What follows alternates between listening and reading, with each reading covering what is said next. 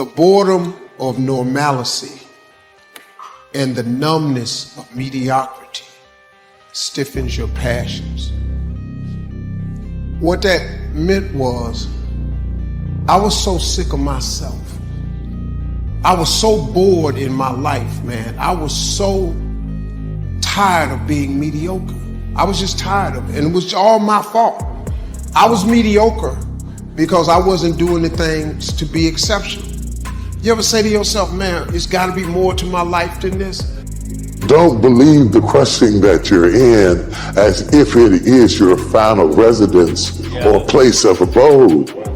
You may have to live there for a little while.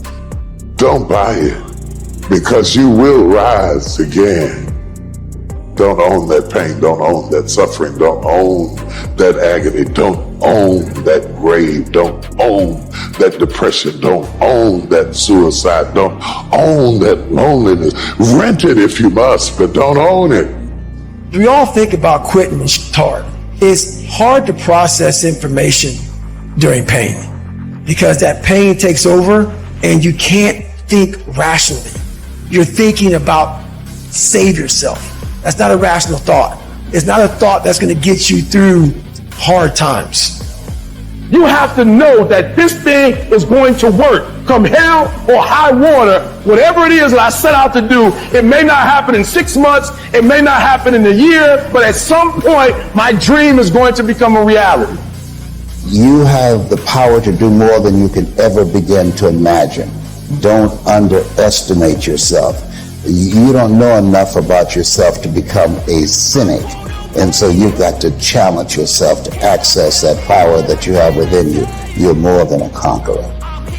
You know, the war that you have to really fight is the war against yourself.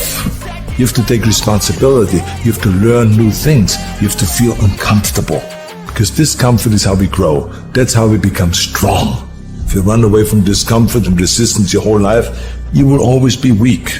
If you want to grow as a person, you really have to make friends with pain. Enjoy the struggle. I found out it is not what they say about you that limits you the most. It's that you might believe it and start saying that to yourself.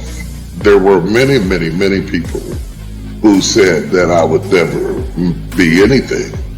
I just chose not to be one of them. And as long as it's not your mouth that says it, you can overcome theirs all day long.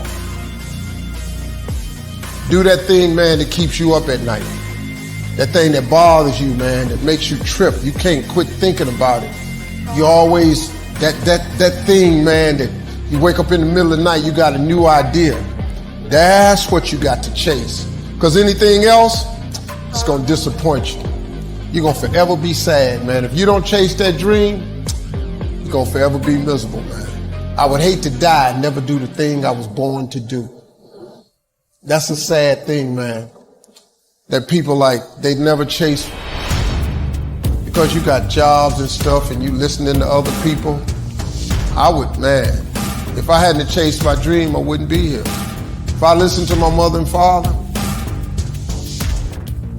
I'd have been a construction worker, just like my brothers.